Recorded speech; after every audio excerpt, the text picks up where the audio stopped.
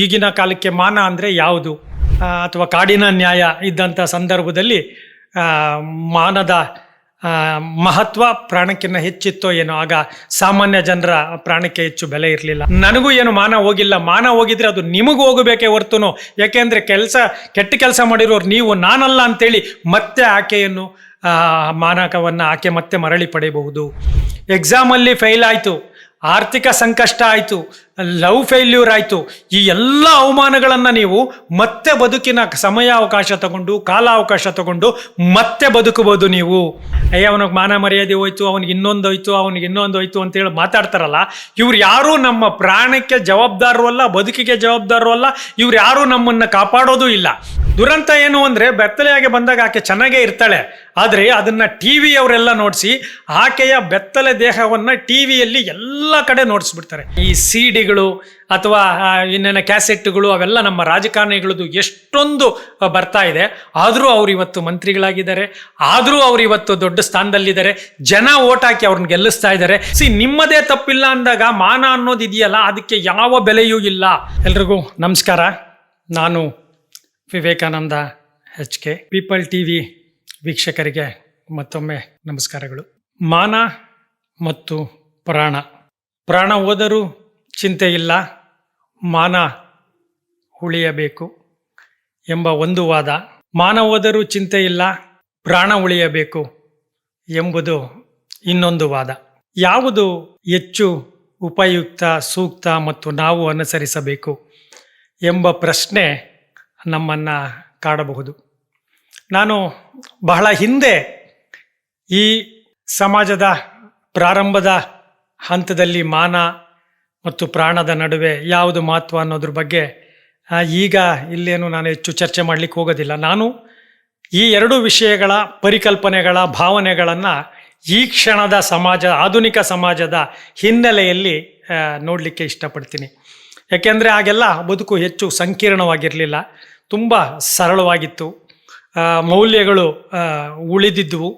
ಅಂತಹ ಸಂದರ್ಭದಲ್ಲಿ ಪ್ರಾಣಕ್ಕಿಂತ ಮಾನನೇ ಹೆಚ್ಚಾಗಿದ್ದರೂ ಇರಬಹುದು. ಯಾಕೆ ಅಂದರೆ ಆಗೆಲ್ಲ ರಾಜಪ್ರಭುತ್ವ, ಸಾಮಂತರ ಪ್ರಭುತ್ವ ಮತ್ತು ಬೇರೆ ಬೇರೆ ಮೈಟ್ ಈಸ್ ರೈಟ್, ಬಲವೇ ನ್ಯಾಯ ಅಥವಾ ಕಾಡಿನ ನ್ಯಾಯ ಇದ್ದಂಥ ಸಂದರ್ಭದಲ್ಲಿ ಮಾನದ ಮಹತ್ವ ಪ್ರಾಣಕ್ಕಿಂತ ಹೆಚ್ಚಿತ್ತೋ ಏನೋ. ಆಗ ಸಾಮಾನ್ಯ ಜನರ ಪ್ರಾಣಕ್ಕೆ ಹೆಚ್ಚು ಬೆಲೆ ಇರಲಿಲ್ಲ. ಆದರೆ ಈ ಪ್ರಜಾಪ್ರಭುತ್ವ ವ್ಯವಸ್ಥೆ ಬಂದು ಪ್ರತಿ ಮಾನವ ಜೀವಿಗೂ ಬದುಕುವ ಹಕ್ಕಿದೆ, ಬದುಕುವ ಸ್ವಾತಂತ್ರ್ಯವಿದೆ, ಸಮಾನತೆ ಇದೆ ಎನ್ನುವ ಅರಿವು ಬಂದ ನಂತರ ಮಾನ ಮತ್ತು ಪ್ರಾಣದಲ್ಲಿ ಯಾವುದು ಮುಖ್ಯ ಅಂತಂದಾಗ ಬಹುತೇಕ ಪ್ರಾಣನೇ ಮುಖ್ಯ ಅಂತ ಹೇಳಬೇಕಾಗುತ್ತೆ.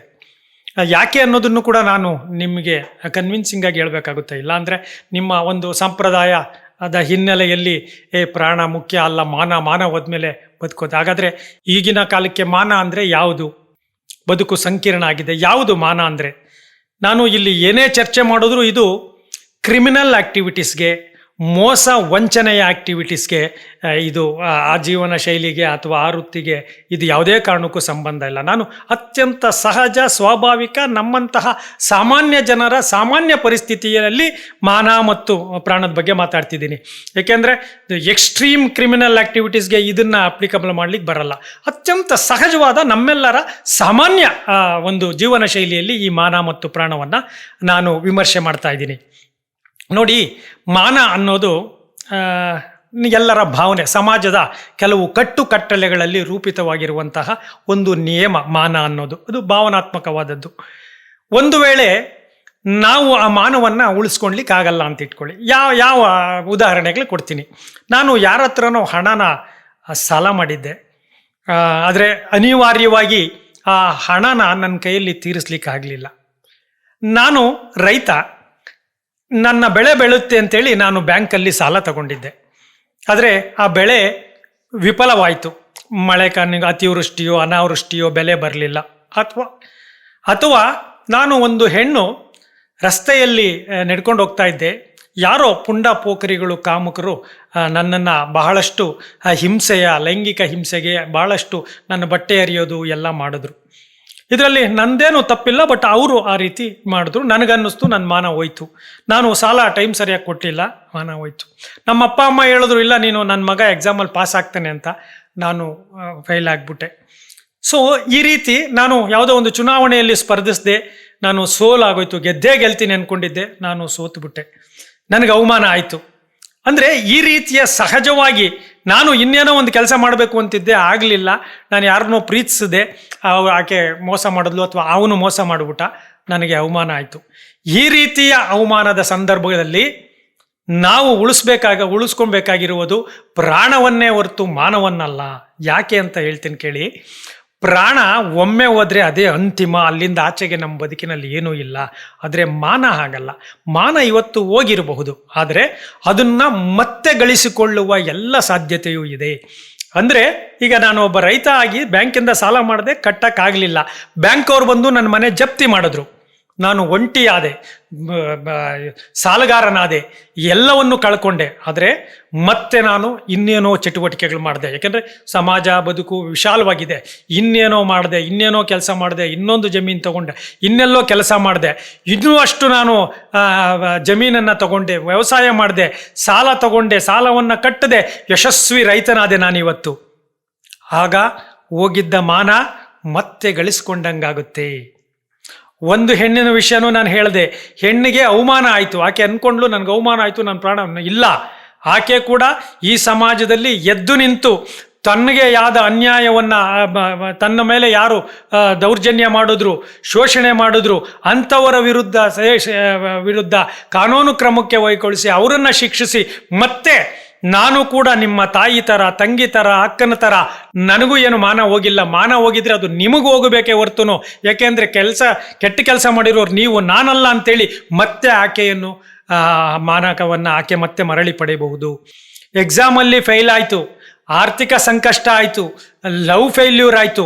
ಈ ಎಲ್ಲ ಅವಮಾನಗಳನ್ನು ನೀವು ಮತ್ತೆ ಬದುಕಿನ ಸಮಯಾವಕಾಶ ತಗೊಂಡು, ಕಾಲಾವಕಾಶ ತಗೊಂಡು ಮತ್ತೆ ಬದುಕಬಹುದು. ನೀವು ಮತ್ತೆ ನಿಮಗೆ ಆದ ಮಾನವನ್ನು ವಾಪಸ್ಸು ಪಡಿಬೋದು.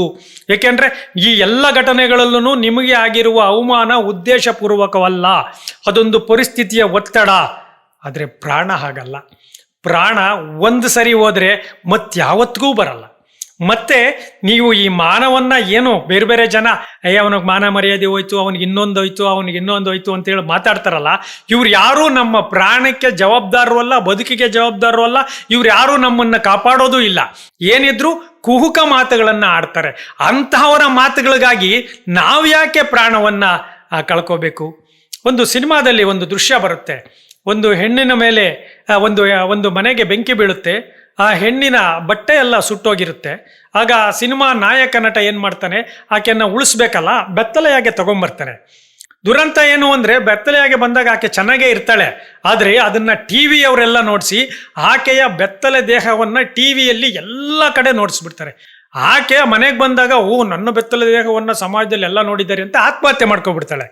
ಆ್ಯಕ್ಚುಲಿ ಇದರಲ್ಲಿ ಆಕೆದು ಏನೂ ತಪ್ಪಿರೋದಿಲ್ಲ. ಆಕೆ ಬೆಂಕಿ ಸುಟ್ಟೋಗಿರುತ್ತೆ ಎಲ್ಲರದು, ಅಲ್ಲಿ ಮನುಷ್ಯ ಹೆಂಗಸಿರಲಿ ಗಂಡಸಿರಲಿ ಯಾರೇ ಆಗಲಿ ಎಲ್ಲವನ್ನು ಸುಟ್ಟೋಗುತ್ತೆ. ಸೊ ನ್ಯಾಚುರಲಿ ಹೀರೋ ಹೋಗಿ ಕಾಪಾಡಿದಾಗ ದೇಹ ಕಾಣಲೇಬೇಕು. ಮನುಷ್ಯ ದೇಹನೇ ಬೆತ್ತಲೆ. ಬಟ್ಟೆ ಅದರ ಒಂದು ಹೊದಿಕೆ ಅಥವಾ ತೊಡಿಕೆ ಹೊರ್ತುನು ಎಲ್ಲರಲ್ಲೂ ಅದೇ. ನನ್ನ ತಾಯಿ ಇರ್ಬೋದು, ತಂಗಿ ಇರ್ಬೋದು, ನಾನಿರ್ಬೋದು, ಅಣ್ಣ ಇರ್ಬೋದು, ಅಕ್ಕ ಇರ್ಬೋದು, ಸ್ನೇಹಿತರು ಇರ್ಬೋದು, ಪಕ್ಕದ ಮನೆಯವರು ಇರ್ಬೋದು, ಎಲ್ಲರ ದೇಹ ಮೂಲಭೂತವಾಗಿ ಬೆತ್ತಲೆಯೇ. ಇದೊಂದು ಸತ್ಯ. ಇಲ್ಲಿ ಮಾನ ಅವಮಾನದ ಪ್ರಶ್ನೆನೇ ಇಲ್ಲ. ಮಾನ ಅವಮಾನದ ಪ್ರಶ್ನೆಯೇ ಇಲ್ಲ. ನಾನು ನೋಡಿದೆ, ಒಂದು ನಮ್ಮ ಚಿಕ್ಕ ವಯಸ್ಸಿನಲ್ಲಿ ಒಂದು ಹೆಣ್ಣಿನ ಆಗೆಲ್ಲ ಲಂಗ ದಾವಣಿ ಆಗ್ತಾ ಇದ್ರು. ಯಾವುದೋ ಒಂದು ಕಡೆ ಎಡು ಬಿದ್ದು ಆಕೆಯ ಲಂಗ ಏನಂತ ಇದ್ವಲ್ಲ, ಅದು ಹೊರಗಡೆ ಬಂದು ಆಕೆಯ ದೇಹದ ಭಾಗ ಕಾಣ್ತು ಅಂತೇಳಿ ಅವಮಾನಕ್ಕೆ ಆಕೆ ಆತ್ಮಹತ್ಯೆ ಮಾಡ್ಕೊಂಬಿಟ್ಲು. ಅದರಲ್ಲಿ ಏನೂ ತಪ್ಪಿರಲಿಲ್ಲ, ಅದು ಆಕಸ್ಮಿಕವಾಗಿ ಆಕೆ ಜಾರಿ ಬಿದ್ದಿದ್ದು. ಆದರೆ ಆಕೆ ಅಂದ್ಕೊಂಡ್ಲು ಸಮಾಜ ಎಲ್ಲ ನನ್ನನ್ನು ಅವಮಾನ ಮಾಡುತ್ತೆ ಅಂದರೆ, ಅದಕ್ಕೆ ಆಕೆ ಬದುಕಿದ್ದಿದ್ರೆ ಇವತ್ತಿಗೂ ಈ ಸಮಾಜದಲ್ಲಿ ನನ್ನ ಜೊತೆ ಹೀಗೆ ಕೂತ್ಕೊಳ್ತಾ ಇರ್ಬೋದಾಗಿತ್ತು, ಇನ್ನೇನೋ ಅಚೀವ್ ಮಾಡ್ಬೋದಾಗಿತ್ತು. ಅಂದರೆ ಪ್ರಾಣ ಅನ್ನೋದಿದೆಯಲ್ಲ, ಪ್ರಾಣ ಒಮ್ಮೆ ಹೋದರೆ ಮತ್ತೆ ಯಾವತ್ತೂ ಬರೋದಿಲ್ಲ. ಮಾನವನ್ನು ಮತ್ತೆ ಗಳಿಸ್ಬೋದು, ಅದು ಒಂದು. ಆದರೆ ಇನ್ನು ವ್ಯಾವಹಾರಿಕ ಜಗತ್ತಿನಲ್ಲಿ ಇವತ್ತು ನೋಡಿ, ನಿಮ್ಗೆ ಗೊತ್ತಿದೆ, ನಾನು ಹೇಳ್ಬೇಕಾಗಿಲ್ಲ, ಈ ಸಿಡಿಗಳು ಅಥವಾ ಇನ್ನೇನ ಕ್ಯಾಸೆಟ್ಗಳು ಅವೆಲ್ಲ ನಮ್ಮ ರಾಜಕಾರಣಿಗಳದ್ದು ಎಷ್ಟೊಂದು ಬರ್ತಾ ಇದೆ.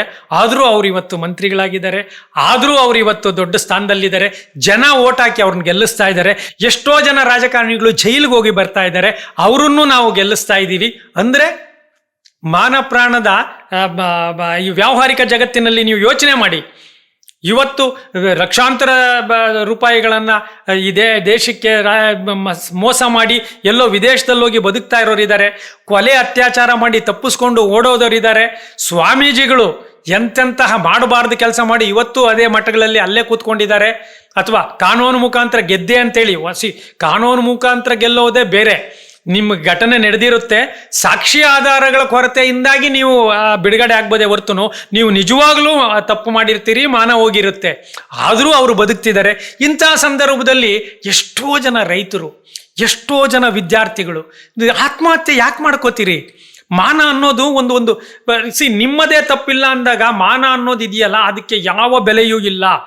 ಮಾನ ಅಂತ ಹೇಳೋನು ಅವನು ಸರಿ ಇಲ್ಲ, ಅವನ ಅವಮಾನ ಅನ್ನೋದು ನಮ್ಗೆ ಪ್ರಾಣ ಕೊಡೋ ಶಕ್ತಿನೇ ಇಲ್ಲ. ಆಮೇಲೆ ಮಾನಕ್ಕಿದೆಯಲ್ಲ, ಅದು ನಾವೊಬ್ಬರೇ ಹೊಣೆ ಆದರೆ ಪ್ರಾಣಕ್ಕೆ ನಾವೊಬ್ಬರೇ ಹೊಣೆ ಆಗೋದಿಲ್ಲ. ಈಗ ನಂದು ಪ್ರಾಣ ಇದೆ ಅಂದರೆ ನನ್ನ ಪ್ರಾಣದ ಜೊತೆ ನನ್ನ ಹೆಂಡತಿ, ನನ್ನ ಮಕ್ಕಳು, ನನ್ನ ಗಂಡ, ನನ್ನ ತಂದೆ ತಾಯಿ, ನನ್ನ ಬಂಧು ಬಳಗ, ನನ್ನ ಸ್ನೇಹಿತರು, ನಾನು ಒಂದಷ್ಟು ಜನಕ್ಕೆ ಸಹಾಯ ಮಾಡಿರ್ಬೋದು, ದುಡ್ಡು ಅವರು ನನಗೆ ಕೊಟ್ಟಿರ್ಬೋದು. ಇಷ್ಟೂ ಜನರ ಒಂದು ಜವಾಬ್ದಾರಿ ನನ್ನ ಮೇಲಿರುತ್ತೆ. ಸಡನ್ನಾಗಿ ನಾನು ಮಾನ ಹೋದ್ರೆ 4 ಜನ ಕೆಟ್ಟವನು ಅಂತಾರೆ, 4 ಜನ ಒಳ್ಳೆಯವರು ಅಂತಾರೆ. ಆದರೆ ಪ್ರಾಣ ಹೋದ್ರೆ ಒಳ್ಳೇದು ಕೆಟ್ಟದ್ದು ಪ್ರಶ್ನೆನೇ ಬರಲ್ಲ, ಅದೇ ಅಂತಿಮ ಆಗೋಗ್ಬಿಡುತ್ತೆ, ಕೊನೆ ಆಗೋಗುತ್ತೆ.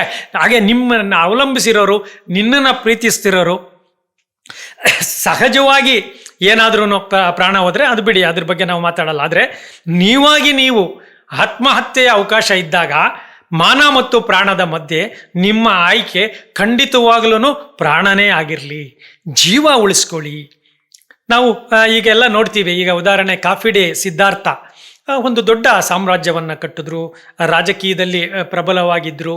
ಅವರ ಮಾವ ಅವರೇ ಮುಖ್ಯಮಂತ್ರಿ ಆಗಿದ್ದರು, ವಿದೇಶಾಂಗ ಮಂತ್ರಿ ಆಗಿದ್ದರು, ಎಲ್ಲ ಆಗಿದ್ದರು. ಅವ್ರ ಹತ್ರ ಸಾಕಷ್ಟು ಆಸ್ತಿನೂ ಇತ್ತು, ಹಾಗೆ ಸಾಲನೂ ಆಗಿತ್ತು, ಇಲ್ಲ ಅಂತಲ್ಲ. ಆದರೆ ಅವರು ಇವತ್ತು ಪ್ರಾಣವನ್ನು ಉಳಿಸ್ಕೊಂಡಿದ್ರೆ ಆ ಸಾಲ ಏನು ಮಾಡಿದ್ರಲ್ಲ ಅದನ್ನೆಲ್ಲ ತೀರಿಸಿ ಏನು ಬೇಕಾದರೂ ಆಗ್ಬೋದಾಗಿತ್ತು ಅವರು. ಆದರೆ ಅವರು ಪ್ರಾಣ ಕಳ್ಕೊಂಬಿಟ್ರು. ಈಗ ಆ ಸಿದ್ಧಾರ್ಥ ಅನ್ನೋರು ಬರೋದೇ ಇಲ್ಲ. ಹಾಗೆ ಸುಶಾಂತ್ ಸಿಂಗ್ ರಜಪೂತ್ ಅಂತೇಳಿ ಒಬ್ಬ ಹಿಂದಿ ನಟ, ಯಾವುದೋ ಪ್ರೇಮ ವೈಫಲ್ಯವೋ ಅಥವಾ ಬೇರೆ ಏನೋ ಕಾರಣ ಏನಾದರೂ ಇರಲಿ, ಸತ್ತೋಗ್ಬಿಟ್ಟ. ಬದುಕಿದಿದ್ರೆ ಇವತ್ತು ಅವನೊಬ್ಬ ಸ್ಟಾರ್ ನಟ ಆಗಿರ್ತಾ ಇದ್ದ. ಅಂದರೆ ಹೀಗಾಗಿರುವ ತಪ್ಪುಗಳು ಏನಿದಾವಲ್ಲ ಅದು ಖಂಡಿತವಾಗ್ಲೂ ಸರಿಪಡಿಸಿಕೊಳ್ಳುವ ಎಲ್ಲ ಸಾಧ್ಯತೆಗಳು ಇರುತ್ತೆ. ಮತ್ತೆ ಹೇಳ್ತಿದ್ದೀನಿ, ಕ್ರಿಮಿನಲ್ ಆಕ್ಟಿವಿಟೀಸ್ ಹೊರತುಪಡಿಸಿ ನಿಮ್ಮದಲ್ಲದ ಸಹಜವಾದ ಯಾವುದೇ ರೀತಿಯ ಮಾನಹಾನಿಯಾಗಿದ್ದರೆ, ಆರ್ಥಿಕವಾಗಿ ಏನಾದರೂ ಮಾನಹಾನಿಯಾಗಿದ್ದರೆ, ಸೋಲು ಗೆಲುವಿನಲ್ಲಿ ಮಾನಹಾನಿಯಾಗಿದ್ದರೆ, ಸಂಬಂಧಗಳಲ್ಲಿ ಮಾನಹಾನಿಯಾಗಿದ್ದರೆ ಅದನ್ನು ಕಾಲಾನಂತರದಲ್ಲಿ ಮರಳಿ ಪಡೆಯಬಹುದು. ಆದರೆ ಪ್ರಾಣವನ್ನು ಮಾತ್ರ ನೀವು ಯಾವತ್ತೂ ಪಡೀಲಿಕ್ಕೆ ಸಾಧ್ಯ ಇಲ್ಲ. ಅದರಲ್ಲೂ ಈ ಯುವಶಕ್ತಿ ಪ್ರೇಮ ವೈಫಲ್ಯಗಳಿಗೆ ಆತ್ಮಹತ್ಯೆ ಮಾಡ್ಕೊಳೋದನ್ನು ನೋಡಿದಾಗ ನಾವು ಒಂದು ಮಗುನ ತಂದೆ ತಾಯಿ ಎಷ್ಟೆಲ್ಲ ಆಸಕ್ತಿಯಿಂದ ಅದಕ್ಕೆ ತುಪ್ಪ, ಅನ್ನ, ಅದಕ್ಕೆ ಸ್ನಾನ ಮಾಡಿಸಿ, ಬಟ್ಟೆ ಹಾಕಿ, ಸ್ಕೂಲಿಗೆ ಕಳಿಸಿ, ಏನೋ ಒಂದು ಮಗುನ ಸಾಕೋದಿದೆಯಲ್ಲ, ಅದು ಈ ಮಗು ಭವಿಷ್ಯದಲ್ಲಿ ನನ್ನನ್ನು ಕಾಪಾಡುತ್ತೆ ಅನ್ನೋದು ಅಷ್ಟೇ ಅಲ್ಲ, ಅದ್ರ ಜೊತೆ ಆ ಮಗು ಅನ್ನೋದು ನಮ್ಮ ದೇಹದ ಭಾಗವಾಗಿರುತ್ತೆ. ಆ ಮಗುನ ನಾವು ಬಹಳ ಪ್ರೀತಿಸ್ತಿರ್ತೀವಿ. ಅದು ದೊಡ್ಡದಾಗ್ತಾ ಆಗ್ತಾ ಆಗ್ತಾ ಆಗ್ತಾ ಆಗ್ತಾ ಆಗ್ತಾ ಒಂದು 24-25 ವರ್ಷ ಆದಮೇಲೆ ಅದನ್ನು ಬಿಟ್ಟಿಡಲಾರ್ದಷ್ಟು ಸಂಬಂಧ ಇರುತ್ತೆ ತಂದೆ ತಾಯಿಗ, ಕರುಳು ಬಳ್ಳಿಗಳಿಗೆ. ಆದರೆ ಅಂತಹ ಮಗು ಯಾವುದೋ ಒಂದು ಕಾರಣಕ್ಕಾಗಿ ಆತ್ಮಹತ್ಯೆ ಮಾಡ್ಕೊಂಬಿಟ್ರೆ, ಪ್ರಾಣ ನನಗೆ ಮುಖ್ಯ ಅಲ್ಲ ಅಂತ ಅನ್ಕೊಂಬಿಟ್ರೆ, ಆಗ ಅದನ್ನು ಪುತ್ರ ಶೋಕಂ ಅಥವಾ ಪುತ್ರಿ ಶೋಕಂ ಏನೇ ಆಗಲಿ, ಮಕ್ಕಳ ಸಾವು ಇದೆಯಲ್ಲ ಅದು ನಿರಂತರವಾಗಿ ಕಾಡ್ತಾ ಇರುತ್ತೆ. ಅದರಿಂದ ನಾನು ಮತ್ತೆ ಹೇಳೋದೇನು ಅಂದರೆ, ಈ ಮಾನ ಅನ್ನೋದು ಒಂದು ಭಾವನೆ, ಅದು ಒಂದು ಭ್ರಮಾತ್ಮಕ ಮತ್ತು ಅದು ನಿಶ್ಚಿತವಾದ ಮಾನದಂಡಗಳನ್ನು ಹೊಂದಿರೋದಿಲ್ಲ. ಆದರೆ ಪ್ರಾಣ ಮಾತ್ರ ಖಂಡಿತವಾಗಲೂ ಅತ್ಯಮೂಲ್ಯವಾದದ್ದು. ಅದನ್ನು ಉಳಿಸ್ಕೊಂಡು ದೀರ್ಘಕಾಲದಲ್ಲಿ, ಕೊನೆಗೆ ಒಂದಲ್ಲ ಒಂದು ದಿನ ಸಾಯ್ತೀವಿ ನಾವು, ಇಲ್ಲ ಅಂತಲ್ಲ. ಮನುಷ್ಯನ ಸರಾಸರಿ ಆಯಸ್ಸು ಅಪ್ರಾಕ್ಸಿಮೇಟ್ಲಿ 60ರಿಂದ 80 ಇರುತ್ತೆ.